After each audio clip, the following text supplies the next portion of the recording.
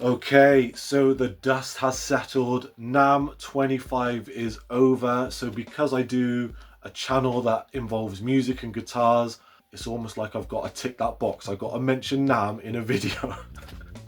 But no, for real, I've been watching a few things and been scoping a few things online, and there's been some really awesome stuff this year, and I genuinely wanted to kind of share my thoughts, but also I want to hear your thoughts as well about what you spotted at the show. Again, I'm not going to have seen everything. Unless you're some kind of weird obsessive, you probably haven't seen everything, so hopefully we can find cool things together. If there's anything you liked the look of in this video, let me know. If there's anything you think I should check out, let me know in the comments. And guys, if you enjoy this channel, if you enjoy this video, or you like music things, please follow this channel. I really love everyone's input. Now, Namm. What is Namm? Namm is a trade show. It's open to suppliers and dealers within the music industry. It's one of the biggest in the world. And it's an opportunity for dealers and distributors to kind of work out what they want to buy that year, what they want to sell over the next 12 months. And alongside showing off gear, they have, you know, famous artists or people promoting signature models, things like that, to drive a bit of hype. And obviously the media side of it is massive. I met Jason Hunt, who runs the guitar show, the biggest guitar show in the UK, and he told me his experience of the Namm show, because he's been a few times. Said it's a great event. You get artists there, you get dealers there, you meet lots of awesome people in the industry, but also you meet fucking YouTubers everywhere. Oh, you can't move for them. And I kind of get it, you know, you just want to go to the toilet or grab a coffee, and you're having to wade through an army of YouTube cameras. The irony of me doing a video on YouTube whilst talking about that is not lost on me. But anyway, equally, check out my video with Jason Hunt, because the guitar show was great. He was great to chat to, and I can't wait to go to that show in the next month or so. But yeah, I just wanted to do a bit of a rundown of some of the cool things that I found this year. I've never really paid attention to the Namm show in previous years, other than sort of as information's been drip fed out post the event. This is the first time really I've paid attention whilst it's been on. And yeah, there was some cool stuff, so this is what I found. Let me know your thoughts. So the origins of Namm take us all the way back to 1901 with the creation of the National Association of Piano Dealers. I guess you call it NAPT. With its first show in 1902 in Baltimore. In 1919, Namm was renamed the National Association of Music Merchants, which brings us to Namm we have today. As you can imagine, there's been plenty of changes since 1901. But I think the founders of Namm will be happy with what I would say is a natural progression from piano dealing to playing banana stylophones. So let's check out some of the things that I personally have found interesting whilst looking at all the Namm stuff. Again, I haven't seen everything, and this is just stuff that I think is cool. First off, we're going to go with Fender. A big noise about Fender coming back this year. Obviously, Namm is happening in the shadow of the horrendous LA fires, and the first thing I found was pretty cool with these custom stamp collection tellies. There are 100 guitars from the Fender custom shop. Apparently these have stamps donated by Fender CEO Andy Mooney in the body of these guitars. Proceeds from these guitars will go towards their LA music community, and they are priced at $4,800, so fair play Fender for that. A big announcement by Fender is the introduction of the Fender Standard series. Within this series there's a Strat, Telly, P-Bass and a Jazz Bass, priced between 500 and 550 quid to make it more affordable. I've seen some people online already making a bit of a fuss that these are made in Indonesia, and I can understand because Fender's known for top quality and if they're not great builds. But let's see what happens, let's give it time, these are brand new, we'll see where it goes moving forward. For me, what I've enjoyed seeing are the Fender custom shop builds. Look at some of these. The styles, the designs. This Strat with the kind of amber looking colour looks so awesome, man. And just check it out. I love this offset one. And check out this semi-hollow one with the totem design on the scratch plate. Loving it.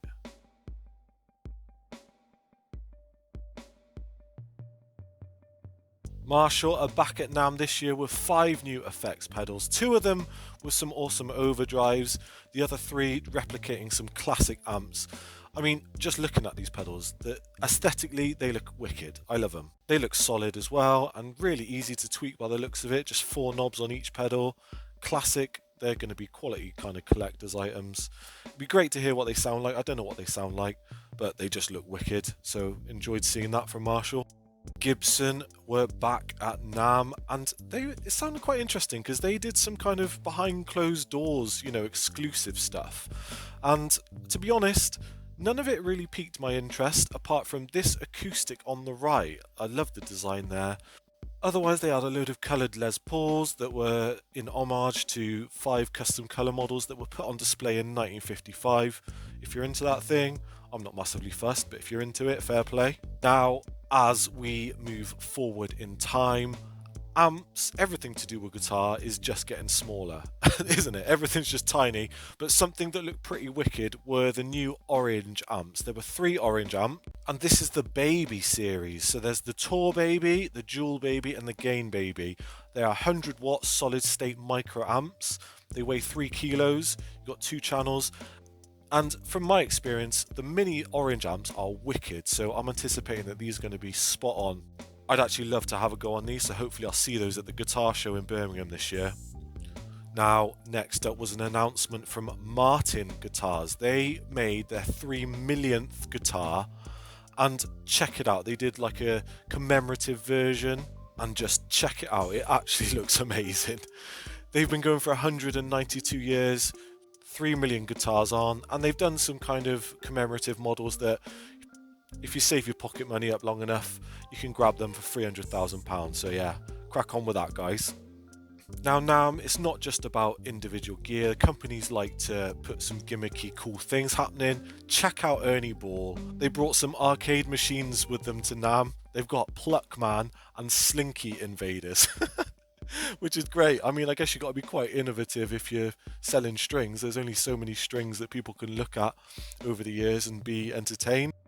Now, back to something awesome that I really enjoyed. Again, this is no secret, this stuff, but Third Man Hardware were there. Jack White, he showed off his Third Man Hardware gear, and I gotta say, the Pano Verb amp sounds and looks amazing. I've not had a go. I really want to have a go because this amp looks spot on. Plus, I completely missed these when they were announced, the knife drop pedals. These pedals make some awesome noises, some spinny, crazy, heavy noises, which is stuff that I love. Now, I'll be honest, Jack White, I'm not the biggest fan of his music. In fact, the music I like best is when he's playing drums in the dead weather. But he knows his gear. He knows how to make awesome gear by the sounds of things, so fair play. Moving on to something from Boss now, the Boss VG800, a guitar processor that can do anything really, like lots of other products out in the guitar market now.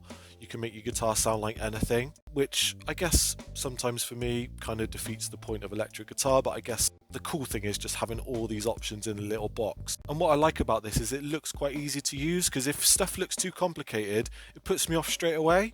So just having a few simple controls, that appeals to me massively. And Boss multi-effects units I'm generally quite impressed with. So yeah, I'd like to give this a go. However, now I'm moving on to a pedal that has millions of things to mess about with, but it sounds and looks awesome. This is the Etherealizer. I think I'm pronouncing that correctly. But yeah, some spinny, crazy effects can be made with this, and that's what I like to do. I like to make some weird sounds with my guitar, and this pedal looks like it does that in collaboration with Yvette Young. I really like the band Covet, so she's collaborated. She's a fantastic guitarist, putting her spin on it. So yeah, let's check this pedal out if we get a chance.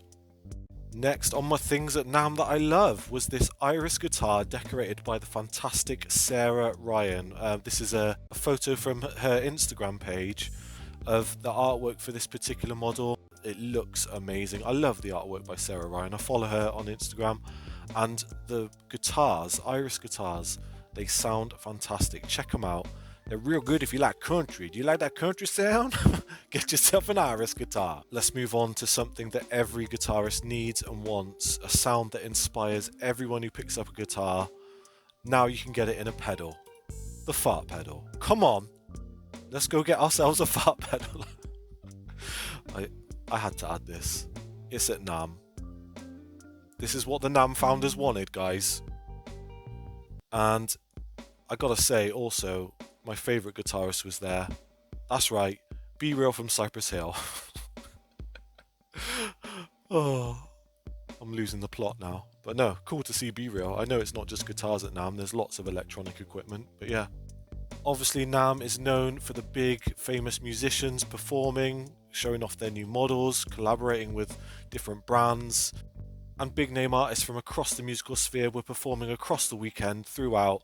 Fantastic. They even have Stevie Wonder there, making some Stevie Wonder sounds. Who doesn't want that? Come on. Now the products look great, I'll be honest with you, there's some really cool things, but let's talk about left-handed guitars. I don't think I spotted one left-handed guitar in all the videos that I've seen. Don't get me wrong, maybe I just haven't seen the right videos. I've got a clip of the only left-handed instrument I did spot though. Let's check this out. Okay, so this is Mono Neon. Now Mono Neon, no doubt, is an amazing bass player, but for me, when I want to see left-handed guitars, I don't know if I'm envisaging an upside-down neon bass guitar with a giant sock on the end of it. I'm sure there's an innuendo there somewhere. But anyway, my point was, us lefties, even at Namm, we are chucked in the bin, mate. At Namm, is there like a corner for left-handed guitarists to just rock and cry together? I'm sure there is. If not, that should be on next year's itinerary, the left-handed rocking zone. Another cool thing I spotted was the John Lennon Educational Tour Bus, showing a fantastic recording setup. What a really cool idea, mobile recording unit that people could go in and check out. I don't know how much recording you could have got done in there, maybe you get a couple of notes in and then have to swap with someone else, but it's a cool thing and it roams around the country by the looks of it, so big up the team that get this out and about so people can create some sounds. Now, that is just a snippet of what I found over the past couple of days or so. I'm sure I'll find more as I look deeper into Namm now it's over. But let me know your thoughts, guys. What did you enjoy? And some absolutely great stuff there. I hope I get the chance to try some of these things over the next 12 months. Hopefully I'll spot some of these out and about, whether they're in the shops or events that I might go to. It'd be great to try some of this stuff out. But yeah, how amazing is some of the gear online, man. Let me know what I've missed, because I know I've missed thousands and thousands of awesome bits of kit, but those were just some of the ones that popped out in my mind through watching the footage. But yeah, big thanks to you guys for watching. Please like, subscribe, follow the channel. Really appreciate your input, and yeah, take it easy.